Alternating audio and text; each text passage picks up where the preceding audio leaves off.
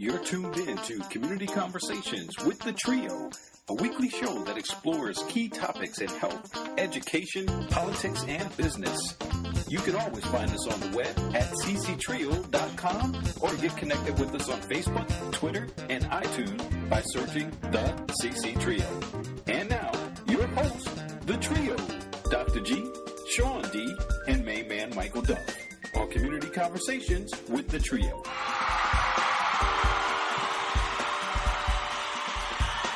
Thanks for tuning in to Community Conversations with the Trio, Dr. G, Sean D, and my main man, Michael Dove, here. Another beautiful day in the Tampa Bay area. It's a day that you just want to grab the clubs and go out and smack that little white ball. Anybody game? Sean D, main man, you game? Yeah. I'm game. Yeah, you said go to the club and smack what? The little white ball. Is it early for that? It's never too early to grab them clubs. I hear you. Oh, yeah, I hear you. What, main man, where is your mind? What are you talking about? Oh, there's all kinds of things on my mind. No, but I agree. The weather today has been fantastic thus far, and I'm hating that I'm inside right now. So, speaking of the weather, what is the weather like in D.C. right now? Is the weather is it chilly? It's chilly. So frosty. So the government is still shut down? Shut it down. Yeah, shut down. Are they talking? Oh, there's a lot of talking going on Yeah. to each other. Yeah, well, and who's saying something? I don't think anyone's saying anything when they're talking. So they're just talking to talk. But I thought the GOP offered some type of deal to the president that would give them a couple of weeks on the debt ceiling and 6 weeks on debt ceiling. And then the president's like... But not opening up the government, just 6 weeks on the debt code. Really? Yeah. So that's... the president asked that they also open the government. I mean, he's been saying it all week that open the government and extend the debt ceiling, then we can negotiate. But the Republicans don't want to give away both their kind of trump cards. So that's where we kind of stand. And interestingly enough, I read somewhere recently that there is a part of, I believe it's the 14th Amendment.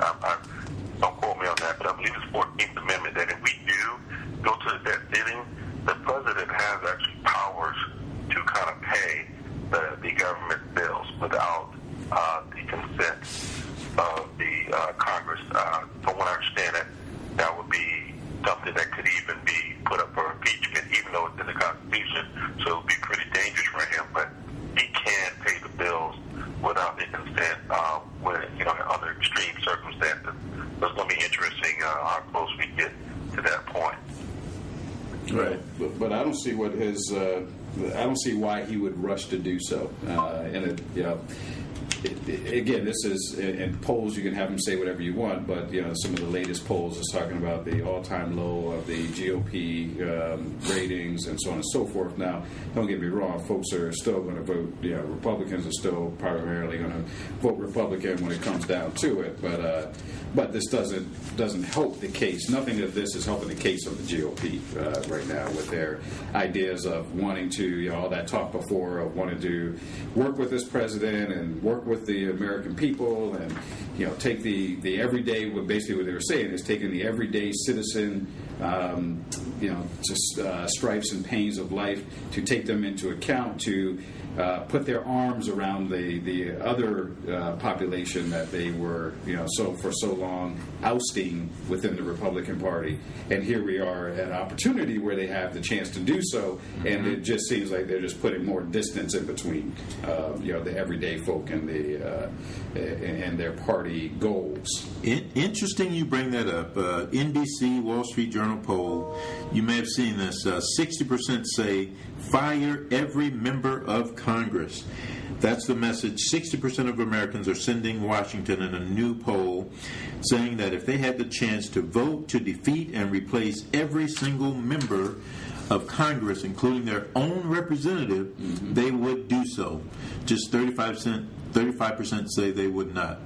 The 60% figure, get this, is the highest ever in that question recorded in the history of the poll. If the nation's debt ceiling or debt limit is not increased 1 week from now, Treasury Secretary Jack Lew warns that the entire global economy could be in peril. Mm-hmm. We're talking about some serious stuff here, fellas. Some serious stuff. Yeah, and I don't think they've really, I would say the faction, there's a faction of the GOP that supposedly is really the ones that are holding this economy hostage right now, and at least that's what is being pointed to, and specifically the Tea Partiers are really that small minority of individuals is holding back the majority. So they're saying if President Obama was saying that if they brought it to, why don't you just bring it to the floor? Just let the folks, let it be known how you're voting, kind of thing. If it gets shot down, it gets shot down. But put it on the docket. That's what he's been saying to Speaker Boehner, who is, again, not heading in that direction, obviously, because we are where we are on day 9, something? I think 10? It's past that. Yeah. So here we are. Crazy. Yeah. It is crazy. So people are saying that the government would never shut down. We see now the government is shut down. Now people are saying that there's no way that we would default on our bills. But people are now saying that that's a possibility. And if we get to that point, we're going to be in some serious trouble. It's an ongoing situation. No one sees an end in sight immediately. So it'd be interesting to see how it all plays out. And then, go ahead, man. Well, I was going to say that, it does seem that behind the scenes of the scenes, if you know what I mean, there's what they're saying in the media, right? And then there's the things that the media can see them talking about, but can't hear what they're saying. But I understand behind that, there are hallway and bathroom conversations going on that are getting leaked out a little bit that may lead to the fact that this is working itself out in the back end. That's what we saw that I think was the highest jump this year in the Dow Jones yesterday, because I believe, a lot of the power brokers are in Wall Street and they're calling their congressmen, and I mean that literally and figuratively, the way they spend money these days on these congressmen, and there seems to be some underground understanding that this will go away. It's just who's going to save face in the end. But it is an interesting time that we live in, and it's going to be earth-shattering to see what happens, because if they do this just for Obamacare or the budget, you could think they could repeal almost any law based on this type of threat, and that's what Obama's fighting. Could you imagine they could appeal the Civil Rights Act? Mm-hmm. Hey, we're not going to open the government until you change the Civil Rights Act. I mean, it may sound crazy, but that's what they're doing. They're trying to change a law that's already 44 and on the book, and they're trying to change it, and they're saying, don't change it, we're going to shut down the country and not pay our bills. That's very scary. So I think Obama's doing the right thing by not just rolling over, because, hey, what's the next law? Maybe some of the gun laws are next. After that, abortion. What else could they now attack on and hold a president hostage for using the same tool? So this is a real critical area to show Obama's leadership here. Wait to see how it comes out. Mm-hmm. Yep, absolutely. Yeah, I have to say I was switching gears just a little bit. You mentioned the Affordable Care Act. I was a little disappointed with the rollout with the website, with all of the issues. That was the last thing that President Obama needed to happen with regards to rolling that thing out. Because now you got a lot of people who are really, hammering, the whole program. People having problems signing in and logging in and understanding the process. I was hoping that it would be a, fairly smooth, process. I even tried, quite frankly, to go on and maybe that was part of the problem. A lot of people who really, don't even need access was on just to check it out. It was crashing the system, but you would have thought that they would have been, very well prepared for the numbers of folks who might, try to log in and get access to those services. Did either of you check out the website? I have not yet. Yeah, I have not yet. But I was going to do exactly the same thing just to see how easy or not so easy it was. Because we're doing a lot of work around with some of the other work I'm doing with community health workers. The idea is to play a role in this navigation component of helping people navigate towards through the system of this new design system. So I had the same intention of checking it out to see what it looked like, but have not done so yet. But just due to time, not to anything else. Yeah. So very, very, very poor implementation, and because that's my sphere of work. You're right. There should have been several contingencies.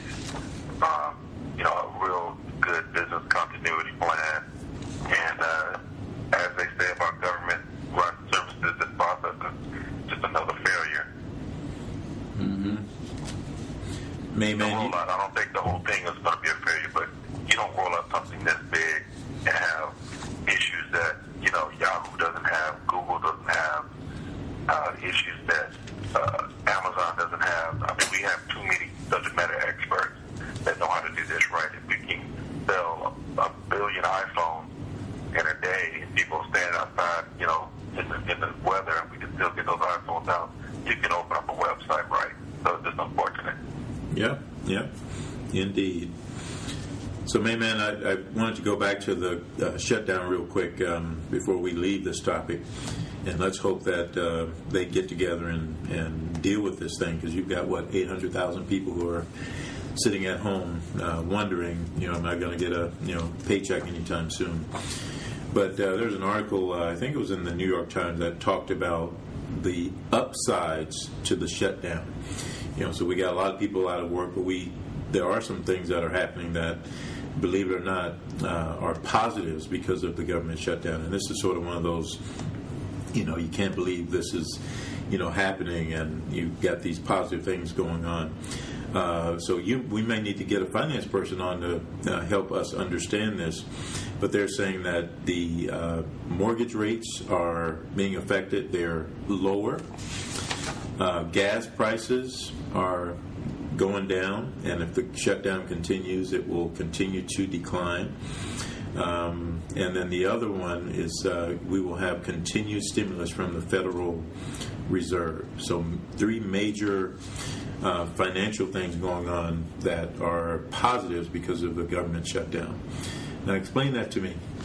Anybody understand the rationale here of why these positive things are happening as a result of a major shutdown of the government? I think it speaks more to the idea that really the one that sticks out for me is the gas prices. So they have a lot more control over that than they would have us believe, in the sense of we can decide how much profit. Well, I mean, which, like in the industry, right? You can decide how much profit you're going to take in or not. You can roll back prices or roll up prices, and have an impact if you choose to do so. Right. So.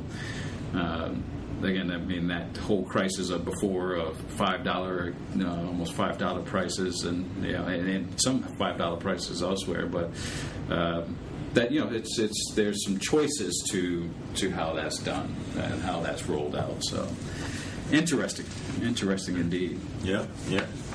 Indeed. I'm thinking. I was trying to research. The Treasury part, I think I get the rates, because obviously that I think that one has more to do with the debt ceiling than the shutdown. But the gas thing, that is very interesting. You could tie in that trucks aren't moving and things aren't traveling and things like that. Things aren't moving around the country like they were. But it really, I don't know. That's very interesting, sir. You might have something there that some of these things there's a lot more control over these things than we know. Mm-hmm. But it is what it is. I'm more concerned really about the fact that some of these people are going to get back to work and not get any retro pay. So meaning this 10 days or 11 days coming up will be, they'll never get that money back. So now how many of these federal workers are in dire straits now? Mm-hmm. And how will that impact the economy going forward during the holiday season when these people basically miss the paycheck? Yeah. True that. That's a good point. Even the mailman is getting into this. There's a Fresno, California mail carrier who was fired for throwing away mail about Obamacare. What? I mean, come on. So, what? Yeah, and they said the mailman admitted he threw the stuff away about Obamacare. Threw other people's mail away? Yes. Mm-hmm. Yep. Wow. Yep.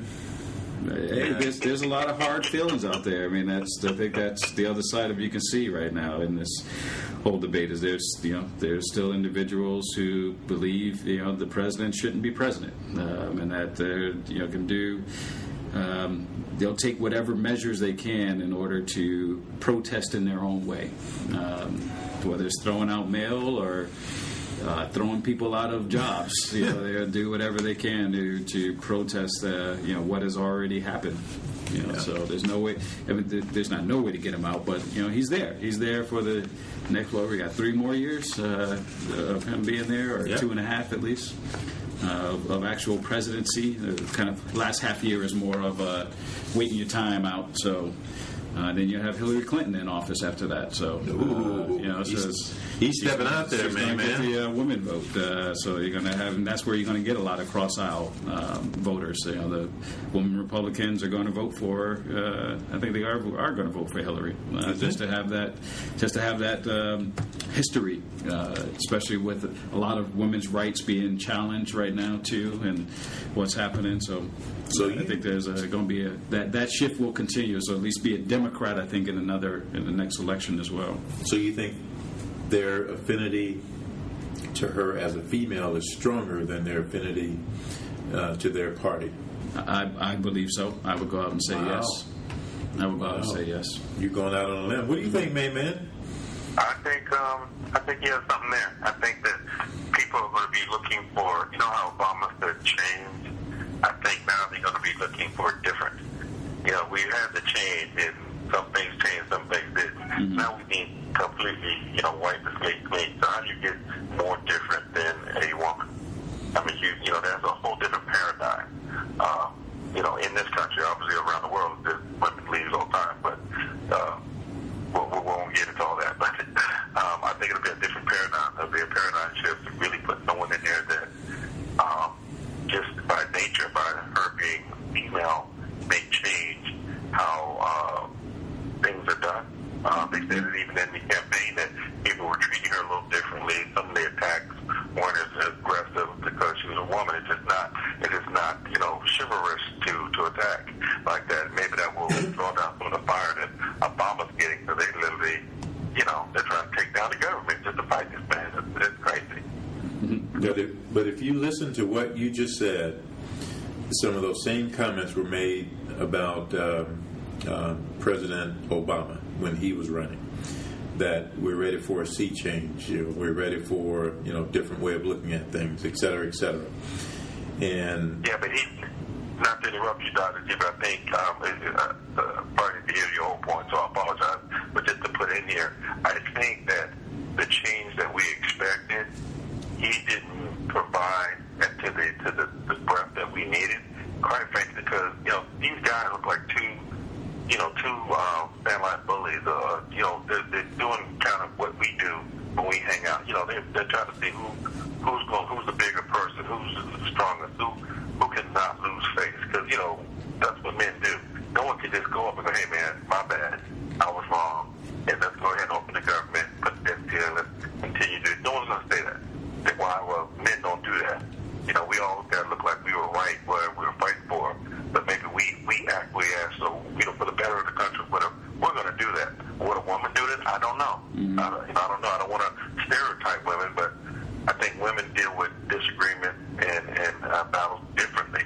And in some cases, they deal with it more straightforward. Not all this behind these, back and forth, at least in, my experience with women, when they get into it, they get into it. Yeah, women don't lose. That's the whole point. Women don't lose in the battle, so they don't come out winners one way or the other.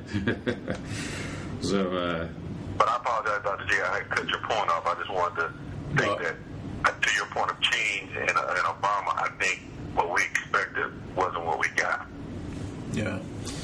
Yeah, I guess the point I was trying to make was people may be saying that, we thought that was going to be the case with our, first black president. Y'all not going to fool me again with this. I'm sticking with my party. I'll take my chances with my party as opposed to, going for this whole change campaign. What was his slogan, remember?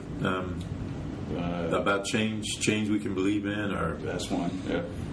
What was change we can believe in? Yeah. And, I forgot the first one. Yes, we can. Yes, yeah. Yes, we can. Yeah. So change we can believe in was this part 2 of it all, I believe. But yes, we can. So, but we'll see how that all plays out. But it'll be that's again they'll start to ramp up in probably another year and a half, or at least a year out. They'll start to ramp up campaigns and really start seeing who's all the primaries and preliminaries, and who's going to run against. That's the other side. Who is going to be on the Republican independent slots, and even on the Democratic slots. But again, that could so that those polls and that poll you were reading of the disagreement, because you still have the representatives and senators are going to have I believe they have elections coming up sooner than the next presidential election. So that would be really the time to see what really happens. And even with the healthcare component of, as I was talking about the expansion or not expansion of Medicaid for states, that some states, even though in the healthcare Affordable Care Act, there is a provision for expanding Medicaid to cover more individuals to have those that it's missing. There are 26 states that did not accept the free. It's like free for 3 years, and it's 26 states that didn't accept it. And those 26 states, 100% either have a Republican governor or is controlled by a Republican majority in the Senate. So there's different ways that protesting is happening along this healthcare issue here. Besides your mailman throwing out mail. So. Yeah. Can we change the subject? I feel like I'm going to have to go home and take a shower and have this all politics stuff. Can we change the subject real quick? Please do. So, guys, we are just excited to have a very special guest today, Dr. Tamara Baker from the University of South Florida. Go Bulls. Okay. What about the Blazers, the Valdosta State Blazers? I mean, come on. If you got to start that, we got to go all... Just calm down. We got a special guest here. Dr. Tamara Baker from the University of South Florida. And, guys, she has co-authored a brand new book called The Handbook of Minority Aging, and we want to get an opportunity to talk to her, find out a little bit more about the book. I understand this is a book that is long overdue. The last book was written like 50 years ago, maybe not 50 years ago, but it's been a long time. She wrote it 50 years ago? Around like 50 years like that. So basically, hot off the presses, Dr. Tamara Baker, welcome to Community Conversations with the Trio. Thank you. How are you doing? I'm doing good. Must be excited. I'm very excited about the book, and people are excited about the book. Wonderful, wonderful. Well, before we get into the book, if you will tell our listeners a little bit about yourself. You're at USF, you're a faculty member over there. Tell us a little bit about your work. Well, actually, as you stated, I'm at the University of South Florida, and I'm in the School of Aging Studies. I'm an associate professor there. And just to give a little background history, because I have to give homage to my HBCUs, I received my undergraduate degree from North Carolina Central University. Go Eagles! Well, Eagles, Eagles are close enough. And my master's in community clinical psychology from Norfolk State University, another HBCU. And then I received my PhD in biobehavioral health from Penn State. Go Lions. I did my postgraduate work at the University of Michigan and the College of Public Health, and then from there I was over at University of South Florida. So you've been around a little bit. Doctor, what did you do? Who are you running from? It's all about gaining the experiences. So I work with some great people at all the institutions, and I mean, it really set a nice platform for where I am now. And actually, my specific research of interest is looking at disparities in cancer pain management in older adults. So that's actually what I'm doing now, and hope to continue to do that for a long time coming. And the book is a great way to have people to learn about what I do and what others in the field are doing as well. Mm-hmm. Now, did you work with Dr. Erhayembua at Penn State? I did. We had him on the show, maybe a year and a half ago or so? About that, maybe about a year, yeah. He's great. And I think he's the chair of my department, or former department now. So, and he was on my dissertation committee. Really? So he knows me well. I know him well. I didn't know we had to talk after the show. So there you go. Is that 6 degrees of separation? Exactly. 2 degrees. Wow. So what was so why this book? Why write this and put this out there for folks? Well, I'm an editor of the book, and I also have a co-editor who was my former advisor when I was at Penn State. And actually, we got together because we heard from our colleagues that this was much needed. And my thing is, don't talk about it, do it. Mm-hmm. So we ended up coming together, collaborating, and pulling together some really great scholars who focus on minority aging issues. And I mean, we talk about everything from long-term care to older adults with serious mental illnesses, social support, Christianity, everything that you could possibly think of, and focusing on older adults from diverse race groups is basically highlighted in the book. So that's why we're really excited about it, and as I stated, it's much needed, long overdue, and we hope others are excited about it as well. And so I was being a little facetious about 50 years since the last one was written. So when was the last book written around this topic? It was probably in the 80s. It was in the 80s, early 90s that something like this was written. And the thing about this book is, it's a one-stop shop, and it focuses on Blacks, Hispanics, Latinos, Asians, and also Native Americans. So the books that have been done in the past have focused specifically on one race group. But this is very comprehensive, and that's why I think it's being well received by the audience, because you don't have to go out and purchase multiple books, whether online or hard copy. I mean, it's right here, and everything that you could possibly think of, any topic that you want to focus on is right here in this book. Now, is this a textbook style read, or is this a, I got a couple of minutes spare time, I can... Well, it's not a light read. It's not a light read, right? But, like I said, it's very comprehensive, and I think anybody from policymakers to students to anyone who just wants to know what's hot and booming in the field of aging studies, they can reference this book. All right. Doctor, does this book talk anything about maybe regional differences in aging? I know that the Southern African American experience versus maybe the West Coast Hispanic experience, or anything like that. Any nuances with aging and the effects or impact of aging and the aging experience regionally in our country? Well, I know we don't specifically have a chapter that focuses on geographics and the aging population, but there are, some of the authors do highlight that within their individual chapters. So, for example, we have a chapter on nutrition in there, and then they talk about some of the regional differences among Blacks.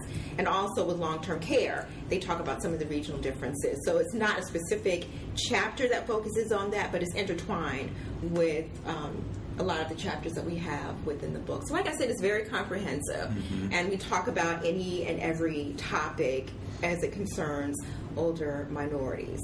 And I mean, I think it's an important book, not only because I edited it, but because also, like I said, we're covering an array of topics, and it's just much needed. It's just something that has been long overdue, and it gives everyone an opportunity to know what is actually going on with our older minority adults. And considering that minorities are the largest growing segment of the population, Right. And particularly with older adults and even adults over 100 years of age, Hispanics, Latinos, they are the fastest growing minority aging group, behind blacks.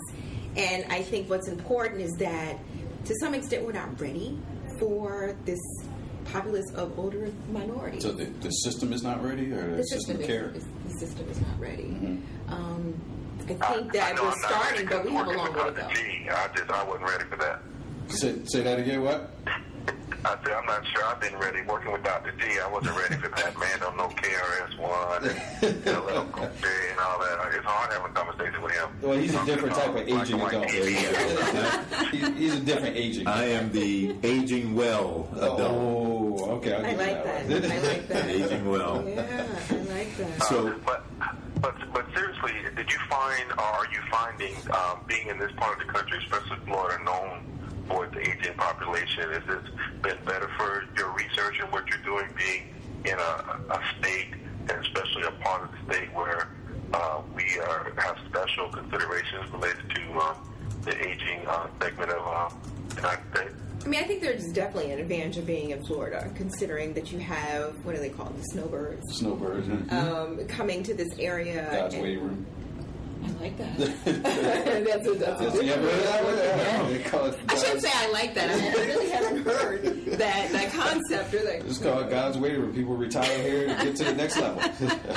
wow. I haven't heard that before. Let me write that. But yeah, you just got to get out in the community. See, you're at the ivory tower. You got to get out in the community. Maybe that's what it is. I'm stuck behind my desk doing statistics, analyzing data. Statistics. Yeah. So being in this area, though, being in this area definitely has its advantages because you have a large number of older adults. But we still have issues, particularly with my own research and recruiting older minorities for projects. And, there's no shortage of older whites to participate in research. But, like I said, even with my own projects, the idea is to collect data from whites and blacks over 65.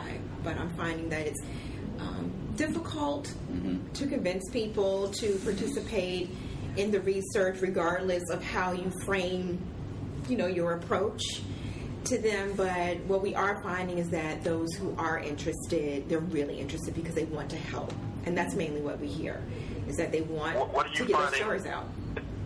What are you finding is the difficulty? What kind of feedback you're getting?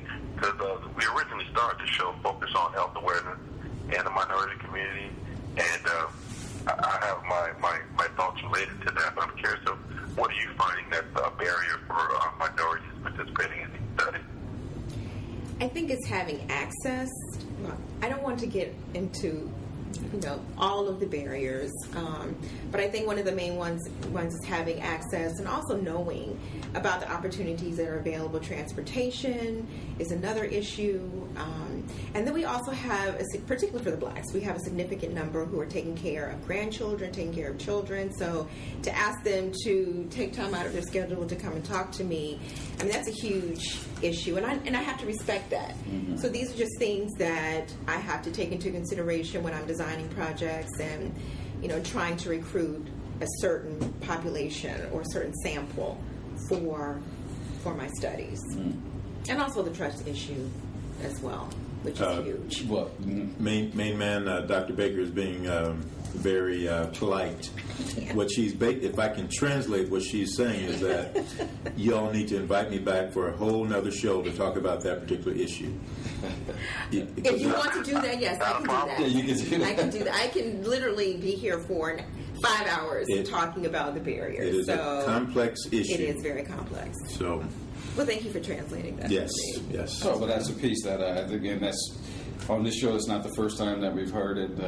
Actually, even Dr. Aaron Bua talked about he had to go to billboard advertising, I believe, for his research because he wasn't getting the participation, and that did kind of ramp it up. But just trying to do new things to get folks to participate. I know there's a couple of work groups even around in this area that are working on that issue of being a go-to and a liaison for research to the minority community. Exactly. Of trying to help build trust, and I think that's kind of what a major part comes down to. Is after you get through the transportation and you even have the resources, and even if you can go out to them, it's still the trust of what are you going to do? And I mean, how many times you hear Tuskegee come up again and again? Exactly. But even with Tuskegee, that's something that you have to respect. If that's how they feel as a patient or a potential participant in your project, you have to respect that and understand where they're coming from when they mention that.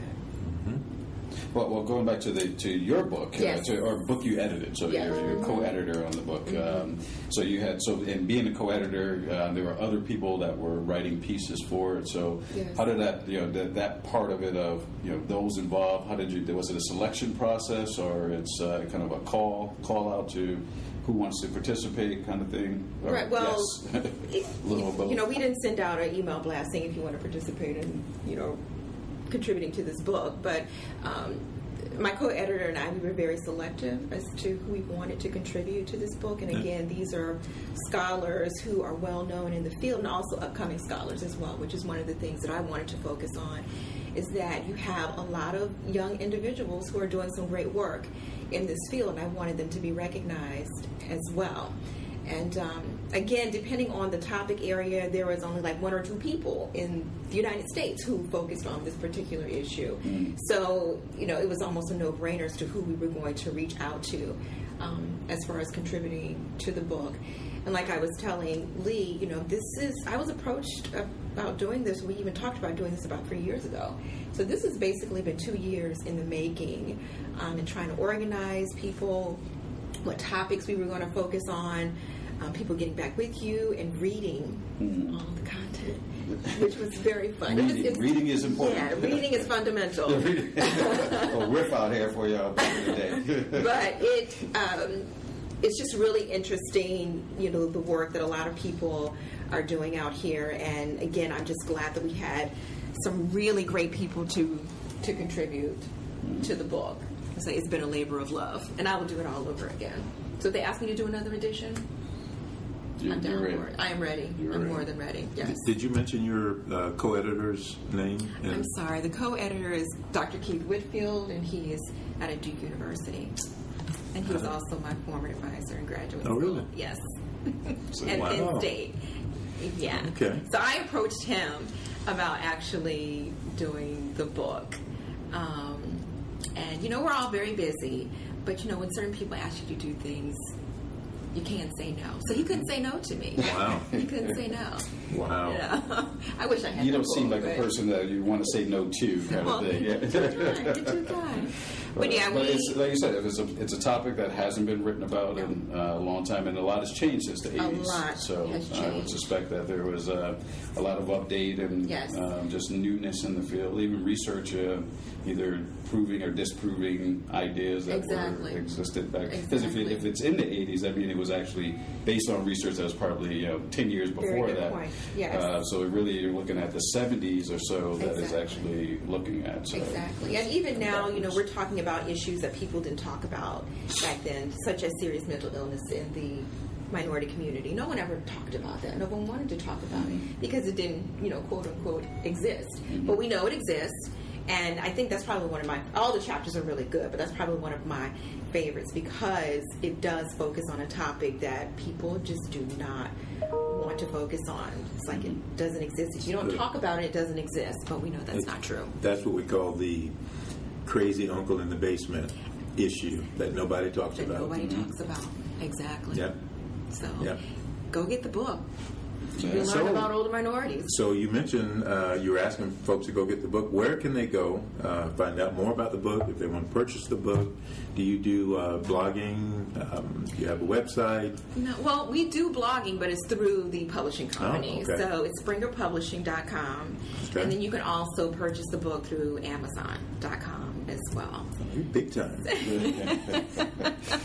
So well, the product is needed, So this is not TamaraBaker.com website, you're actually going to Amazon. You actually go to Amazon, you type in the name of the book, and there it is. The first one that pops up. The first and only one that pops up. So look at you. Dr. G, that's the internet. That's the internet, just for your knowledge. I know you're not really up to speed on those things, the flip phone and all that. Yes, sir. Yes, sir. That's that www. So, and the name of the book again for folks? Is Handbook of Minority Aging. Is through Springer Publishing. And Handbook of Minority Aging. It's a great book. You have to go out and purchase it. It's a one-stop shop. That's the best way of defining it, being a one-stop shop. Excellent. So any last words for our listeners, any takeaway messages that you want to share before we let you go back to doing your research?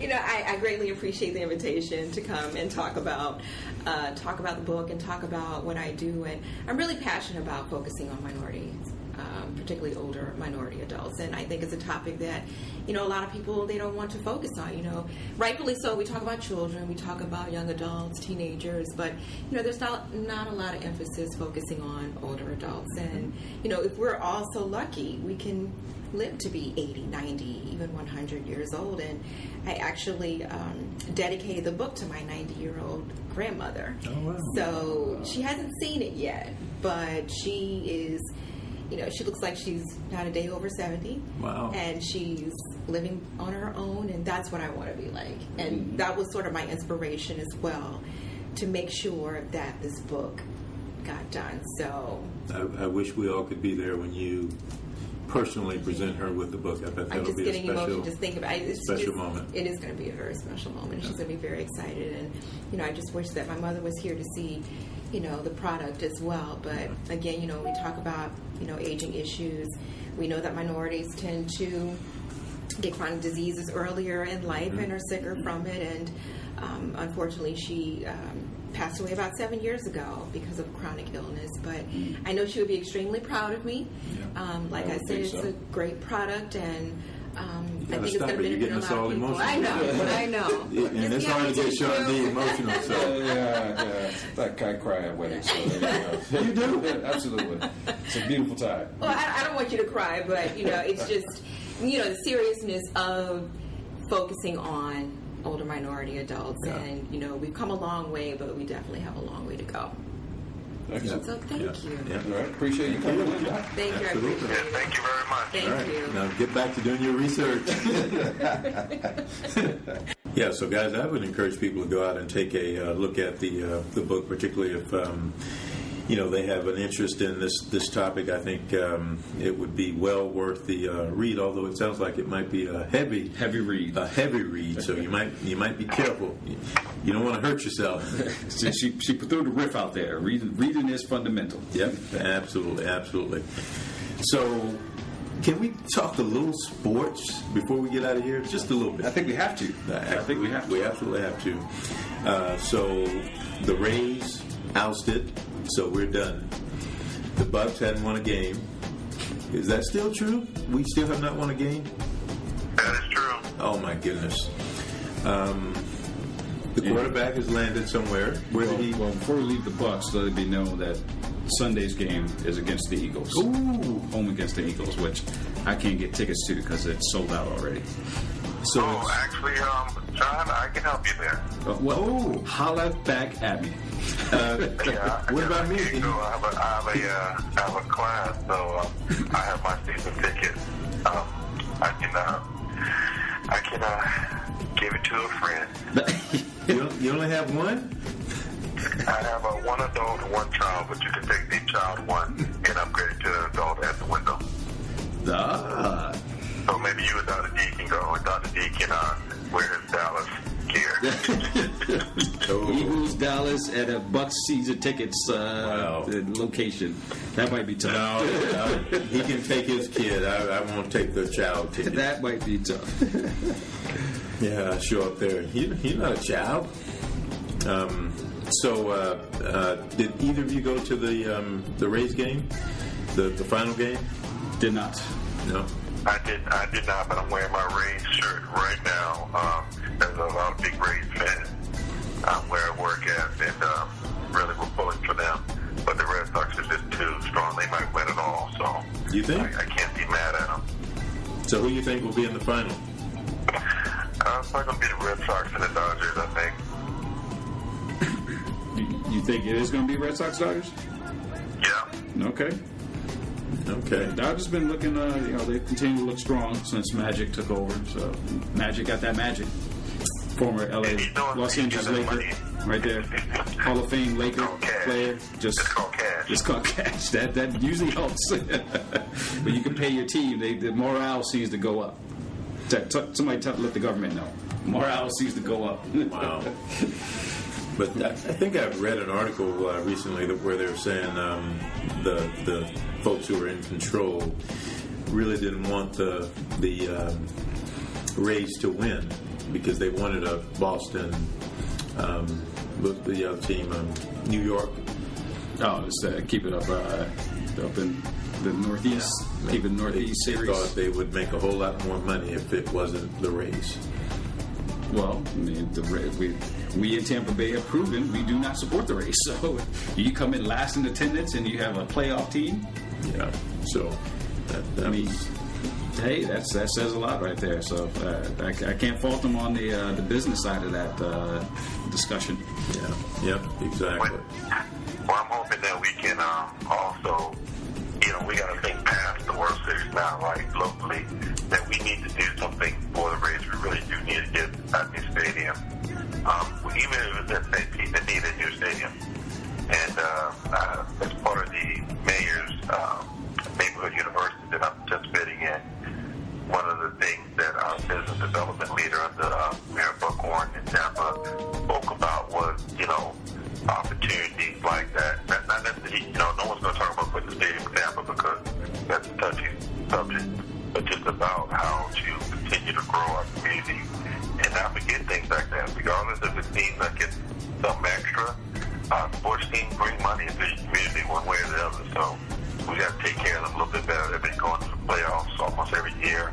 What about the Blues? Our pitcher, I believe, is that price is most likely going to be traded. Why? Not because he has to go, but because we won't pay him. I believe he's like $13 million, and we're not going to give him that, so we're going to lose a Cy Young pitcher. And eventually he's going to, we're going to be the Jacksonville of baseball. Wow, that's harsh. That's harsh right there. That is very harsh. Very People harsh. trying to, vultures are circling Jacksonville for that team, and I don't want the same vultures circling St. Pete Browns. Wow. Yeah. So I have to ask, how are those Eagles doing? Tied for first place. What? With your Cowboys. We are tied for first with a 2-3 record. Tied for first. Tied for first with a 2-3 record. Yep. What has the world come to? And you guys actually, Dallas plays Washington to play in the Redskins, which that whole controversy continues on the Redskins name. Oh, yeah. But yeah, so play. You guys have the Sunday night game actually, so Romo gets another chance to be on the stage and choke at the last second. Did you see the last game, though? I did see the last game. They were on fire. He was on fire, absolutely. But you got to play. You got to play all the way to the end. Because everybody was expecting Dallas to get blown out of the stadium. Yes. So he did a respectable job of keeping it close. Scored 48 points. Yeah, he did a respectable job of keeping it close. Main man, do you hear this? Respectable. It was better than respectable, right? Yeah, I think it was record-setting. Yeah. It was respectable job of keeping it close, but is it a win? You don't make it to the playoffs for having a respectable game. Where's his quarterback? Where's Michael Vick? Actually, to be honest with you, I think Nick Foles may be even a better quarterback than Mike Vick. Mike Vick, he has flashes of greatness, but he also can have flashes of he can have flashes of Romo. Main man, I am touching his head as we speak just to see what kind of fever he has. I've watched the man play since Virginia Tech days and going to the Falcons and leaving the penitentiary system and going into getting with the Eagles. He has great games. He's a tremendous talent, but he also in crunch times makes boneheaded decisions that leads to bad situations for the Eagles. So that's tough to I agree.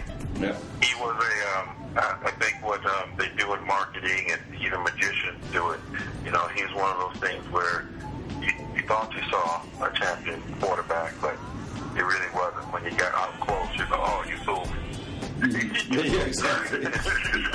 he Romoed you. That's what it is. He Romoed you. Yeah. You think he's great. Exactly. He has flashes. You see the quality of what he can do, and then he just chokes it right at the end. So. I know what it reminds me of. It reminds me of Vegas. You go to Vegas or you go to the casino and you sit at the blackjack table. I don't gamble, but I've seen the people do it. And the first 2 or 3 hands, they win it. $5, $10, $20, now it's $100-something. You're like, all right, this is a winner. And then you watch them just lose all that money in like 2 hands. And you go, what happened? I don't know. I'm just playing, and it just all went away. Yep, that's the Eagles quarterback situation. Yep, for years. Yeah, McNabb was the same way. He was very similar. He would, we'd have those flashes, and we won games, but when it came down to big games or games you're supposed to win, they just, something about it just wasn't able to perform at its fullest potential. So, wow, used to it as an Eagles fan, unfortunately. Well, I know we're I'm used to giving away quarterbacks as a Tampa Bay Buccaneers fan. So just certain things Josh Freeman's going to the Super Bowl the next 3 years. Yep. Yeah. Josh Freeman is going to be an MVP at the Super Bowl. Wow. Well done, Buccaneers. Wow. Well, guys, I know we're getting ready to get out of here, but we have to hit this last story before we leave, and I'm not sure what where we're going with this. Sports has always been about sportsmanship, but apparently in Kentucky that's not the case. The Kentucky Athletic Association, I think, is putting in a ban on post-game handshake lines because of an increase in, I guess, violence during the handshake line. Wow. I mean, I could not believe I was reading this. So, at the end of a basketball game or volleyball or whatever, the teams, once it's over, they greet each other, everybody give a handshake, good game, et cetera, et cetera. They're getting rid of that. I mean, come on. What have we come to? Yeah, well, I mean, when you got the famous Detroit Lions coach and San Francisco 49ers coach had that rough handshake there, and that led to an altercation, a little verbal altercation. But I think it was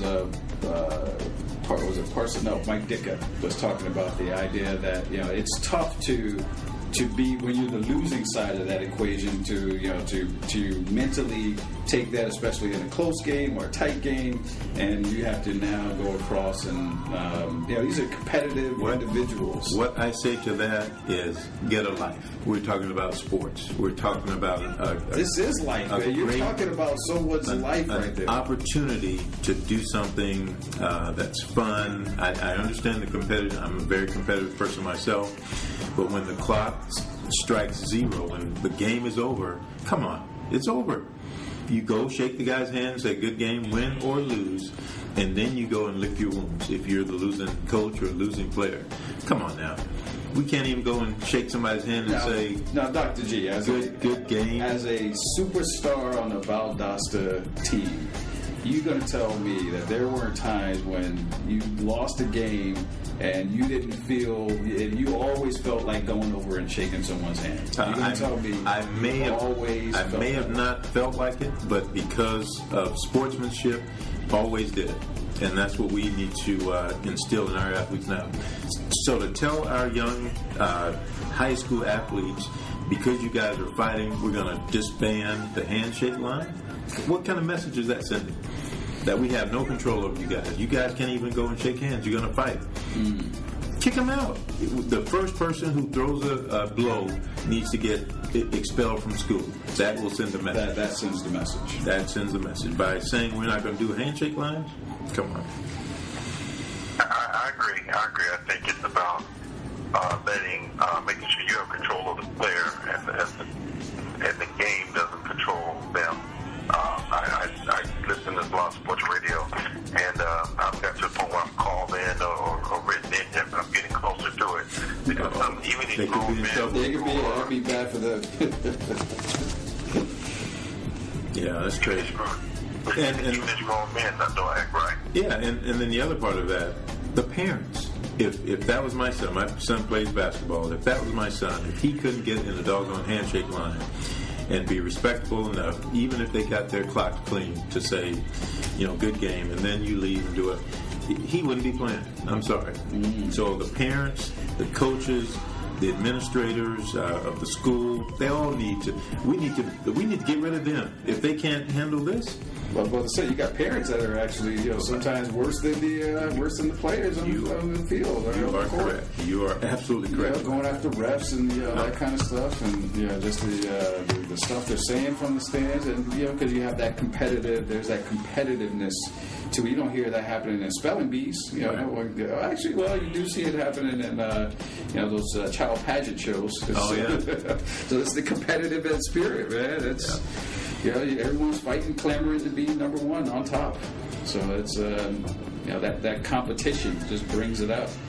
So, but yeah, I agree. I mean, as much as I'm talking about it, but I do say it's. As we talk with kids and some of the conversations we're having right now in the school district of kids not being able to communicate effectively their emotions and how they handle their emotions, so that gives another opportunity for them to disconnect from from dealing with those emotions in hot-tempered situations. So it could be even more detrimental than on the long run. Maybe that's a research study. See, there's some research right there. There you go. But it could be detrimental in the long run of what it actually means for the development of that youth to what they're doing, and there's them as a productive citizen in society. So.